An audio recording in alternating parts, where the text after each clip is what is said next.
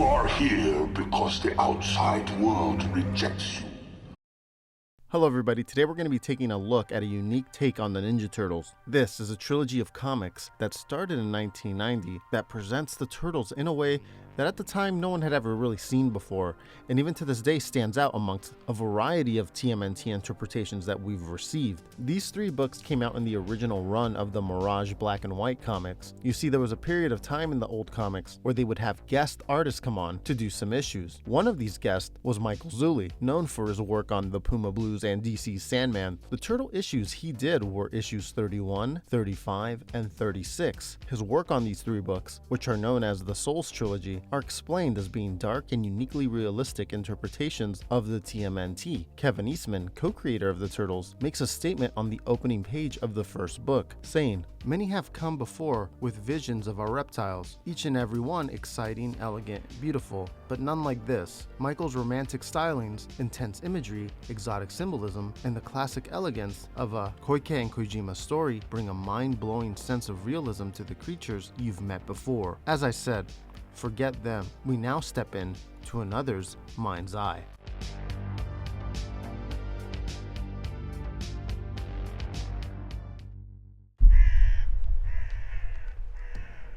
The story starts off with Shredder, although this version of Shredder appears different than versions we've seen before. He is wearing samurai armor. If we look at his surroundings, he seems to be in a city, New York City presumably, inside a brick building. He stands at a window, looking at crows outside. The contrast of this city backdrop and him wearing this ancient looking samurai armor is quite striking and in my opinion looks awesome. He speaks to a mysterious woman and asks her to bring him the potion. He explains that the cup he will drink out of is priceless, and that untold generations of Oroku have drank from its humble depths, which makes the next part quite interesting. After he drinks the potion, he crushes the cup in his hands, breaking it. He says he's going to teach a lesson to the beasts who have no soul. This act begins a psychic attack on Splinter, who can be seen next. And you get the impression that he's in the sewer layer. He is screaming. Splinter also looks different than what we had seen before as well. His features look a lot more aggressive and sharp. And I don't know if this is the correct term for this object, but he appears to be wearing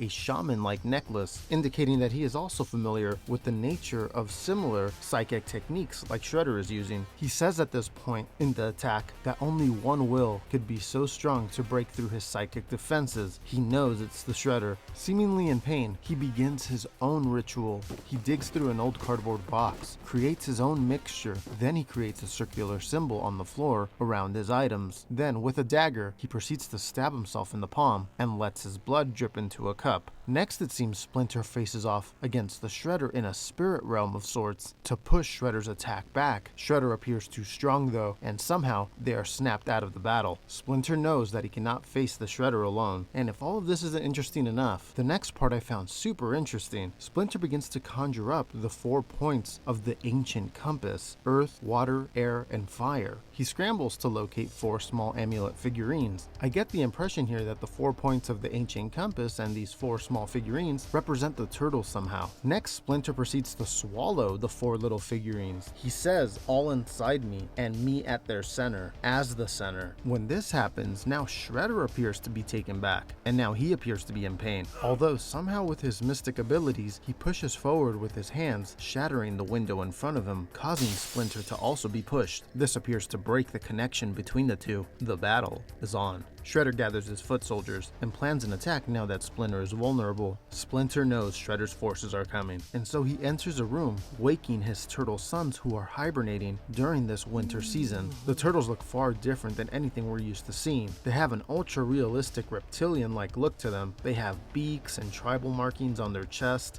They possess long tails, and the shells are very different than what we're used to. Now, the turtles seem out of it and slow as they're waking, probably due to the hibernation. Splinter even says, "You must throw off the wintry trope that slows your veins." And so the turtles and Splinter head out to a snow-covered forest to face the Shredder. Now, as they're walking, suddenly they sense the Shredder's presence and see him off in the distance, when out of nowhere, the turtles are ambushed by the Foot, who buried themselves in the snow. The turtles are vastly outnumbered. The fighting begins as Splinter stays back by the trees and yells, "Strike, my sons." The battle is brutal and bloody. The turtles are cutting off foot soldier heads, slicing ninjas in half, and note that all the turtles turtles are using a single sword, no sai, bow staff, or nunchuck. They all have the same weapon. The battle continues when abruptly one of the turtles gets their hand chopped off and begins to bleed out. He calls for his master. I found this next part kind of strange and sad at the same time. The turtle, now in pain, appears to have difficulty speaking, almost as if it has barely mastered the ability to only say a few words, like a small child. Splinter can be seen behind the trees, almost feeling the pain his son is going through. Then suddenly he regurgitates the 4 small figurines that he swallowed earlier. Splinter begins to yell out to his other sons to save the hand. He seems very adamant about it, seeming to think he may be able to restore it, but even more importantly, he's worried that his son will die. I found this next part kind of confusing. Shredder commands his troops to surround the turtles on 3 sides, but leave one side open to purposely allow them to retreat. Shredder's reasoning for this is to show them a way to life, and that he wishes to face them again in the future, that the satisfaction of this victory is enough for now, which is kind of strange because Splinter, throughout this series, behaves as if his relationship and Shredder's and the conflict between the two is a matter of life and death, though when we see things from Shredder's angle, it's almost as if he just enjoys the competition between his clan and Splinter and the Turtles. Yeah, I don't know what to make of this. Maybe he just has certain specific plans on how he'd like to kill the Turtles, and this just isn't it. So just taking satisfaction and toying with them is enough for now. The last image we see is the Crow from the beginning of the book, and he appears to be in the location where this battle just took place. It swoops down, landing on one of those small amulet figurines that Splinter threw up. He grabs one of them and flies off with it.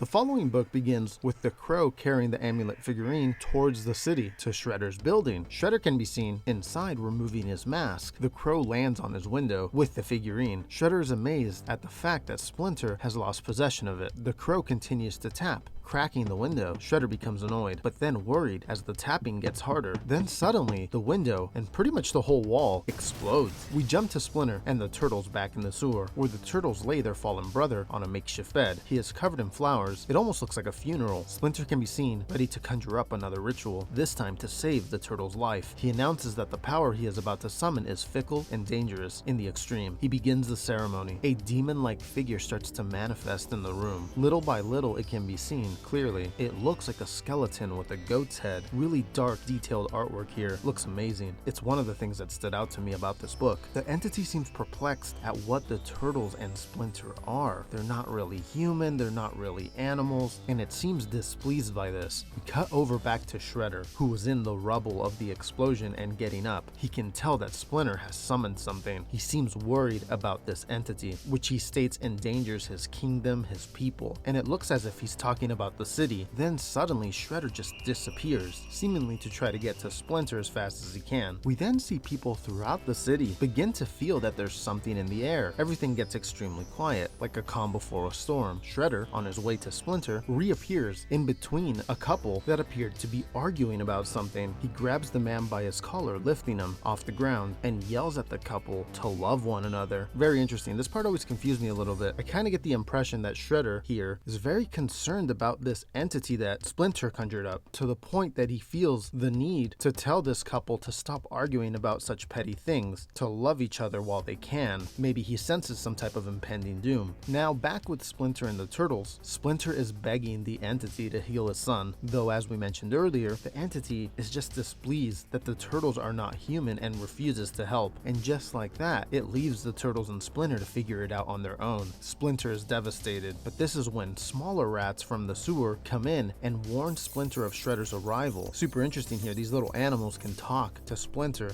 Anyway, Splinter tells the Turtles to prepare, but due to the cold, the Turtles are slipping back into their hibernated state, stating that they are so cold, so sleepy. Splinter tries to motivate his sons to stay up so they can go and hide, and so they do, leaving their dying brother behind. Shredder arrives, breaking the door open. Splinter shouts at his sons to attack the Shredder, although Shredder has no trouble taking down the Turtles in this weakened hibernation desolation state. But the thing is, he's not here to fight. He says he's here to do what he must, to heal the wounded turtle. He puts his hand on the turtle's head, and we see Shredder's essence begin to heal the wounded turtle. Everyone looks on. As Shredder's finishing his healing process, he says, "I have done what I can. The rest is a matter of will," as he bows to the turtles. Splinter stops the Shredder on the way out and asks why. Shredder responds, "Everything beautiful bleeds," as we see a rose on the floor with blood on it. Now, before Shredder returns to his own building, his servants can be seen cleaning up the rubble from the explosion earlier, when suddenly the servants hear a strange voice saying, "Bleeder, beautiful." Then, out of thin air, a supernatural, skull-headed crow manifests, saying, "My dearest, my sweet beast, I am coming. Desolation is coming."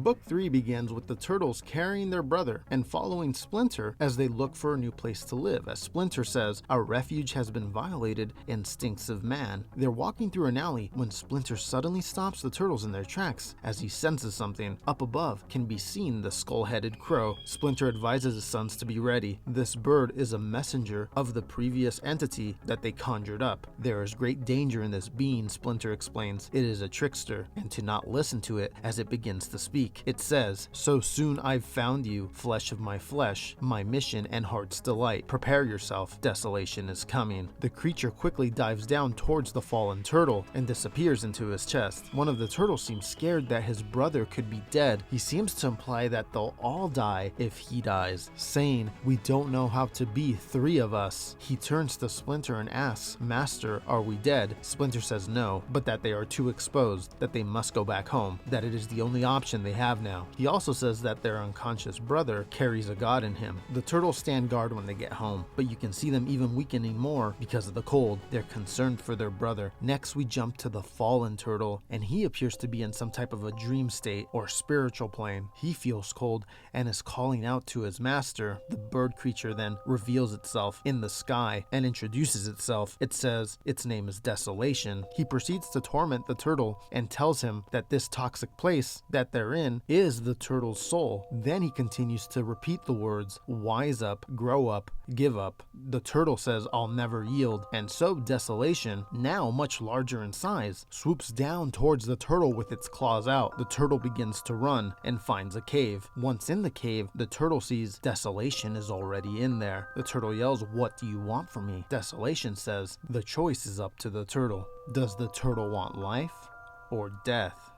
This is when our turtle yells out, "Life." The bird suddenly starts glowing and goes into the turtle's chest again, knocking him to the ground. Now back in the real world, he starts to wake up and says "brother" as one of his brothers lays a rose on him. Then in the final page, he is seen sitting up with his arm in a sling, uttering the words, "I am free."